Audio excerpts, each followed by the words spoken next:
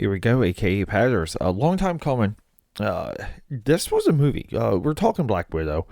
Thank you for joining me. We're just like still knee deep in the 31 Days of Dread, but holy crap, I wanted to enact revenge on my rollout this month.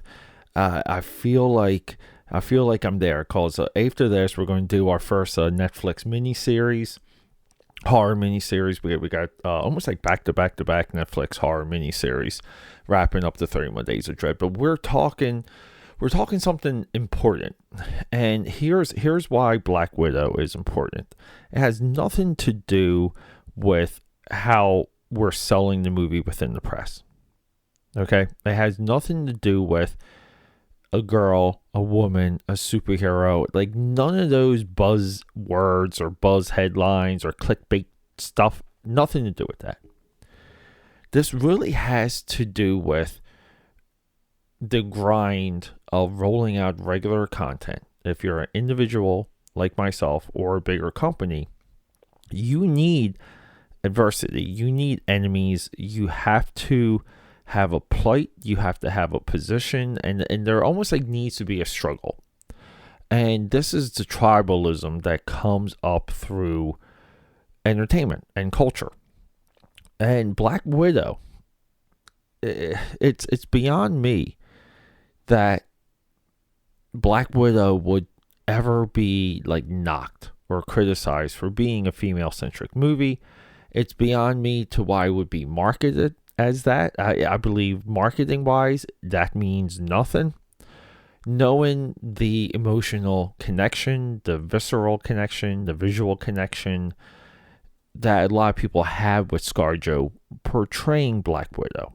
Now, no one had any connection at all in the Black Widow within the comics. Black Widow always was a D-list, like bottom tier character that no one ever gave a crap about.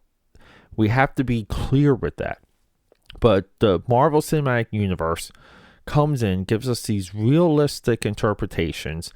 They put these actors in positions enough for everyone to kind of grab onto them.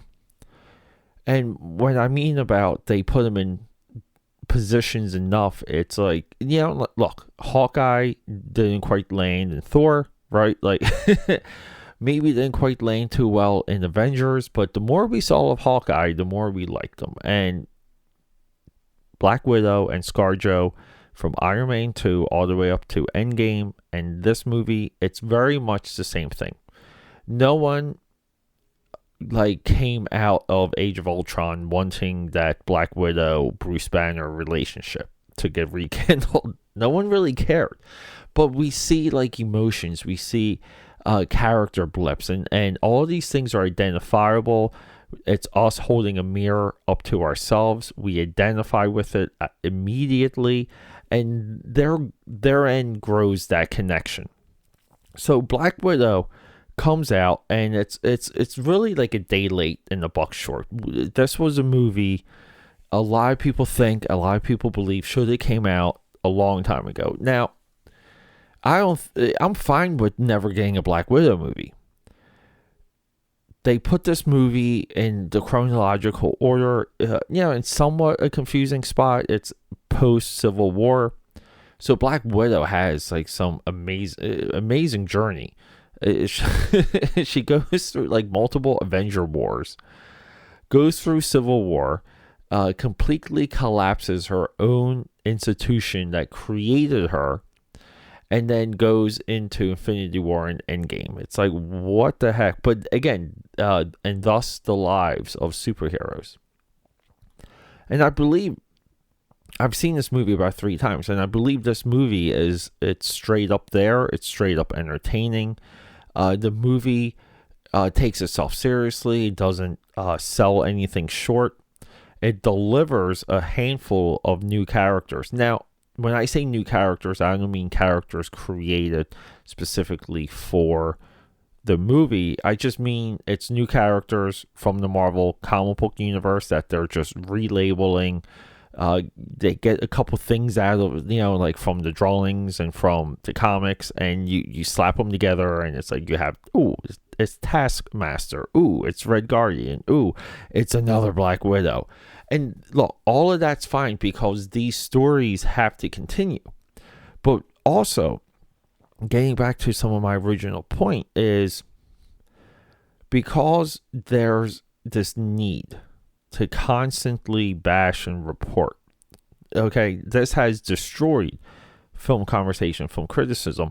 Black Widow, again, it gets caught up in this. Now, this would be the same type of cycle for Star Wars if Star Wars had more of a regular rollout. This is why when Star Wars does something, it's just magnified right now. The fault of the Marvel Cinematic Universe with the current news cycle, just the way how we absorb information now, it's that the Marvel Cinematic Universe is so consistent with its product. It's a part of a non-stop regular conversation, and what people don't want. They say they don't want it.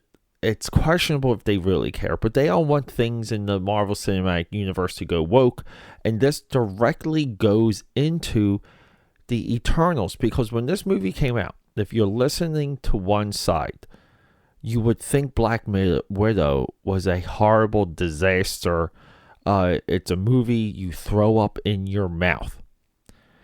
If you listened to one side, you thought that about Shang-Chi. And we're seeing it unravel, and we're seeing it happen right now in real time with the Eternals.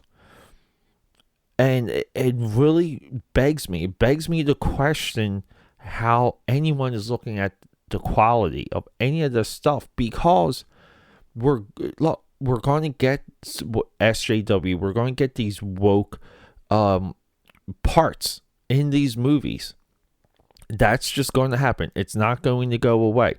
The marketing and the internal interviews and the conversations and the one-on-one press junkets are going to crank up these elements, because that's what the news cycle wants. The SJW and the wokeisms are there. They are the advertising baked into the dough of the movie, and usually these elements are not there. They completely disappear. Now, this doesn't bypass bad storytelling, bad decision making, bad filmmaking. It doesn't bypass those things, but in all, it's going to be there. So as an audience member, your responsibility is to receive the movie. Okay, it isn't to jump up on your high horse and act inflicted. Your job, even if you're doing what I'm doing, you're putting your opinions out there, or if you're doing it at home alone, your job is not to get on that high horse. It's not, okay, because you're creating a miserable loop for yourself, and most likely you're ignoring the powerful elements of the entertainment still being made today. And Black Widow deserves a lot of credit because they wedged it between movies. It's everything in there is explained. The Taskmaster, I understand. I wanted the skull. I wanted him to be a jack dude. But all of those elements, they work and they pay off. And the action's there. The characters are there. The family element, the family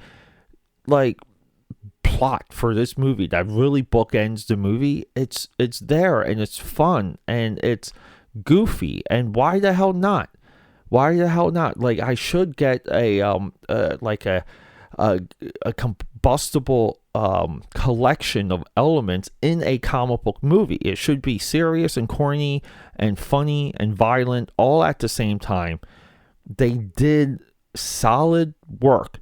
They had a through line. They had a single vision with this, and it doesn't matter if it's made by one person or by a studio, but if it's amazingly impressive by either method. So everyone, do not sell the Marvel Cinematic Universe short, even going into Eternals. At this point, I'm reserving judgment on all of it, and I can recommend Black Widow, and I recommend watching it as a sequel to Civil War.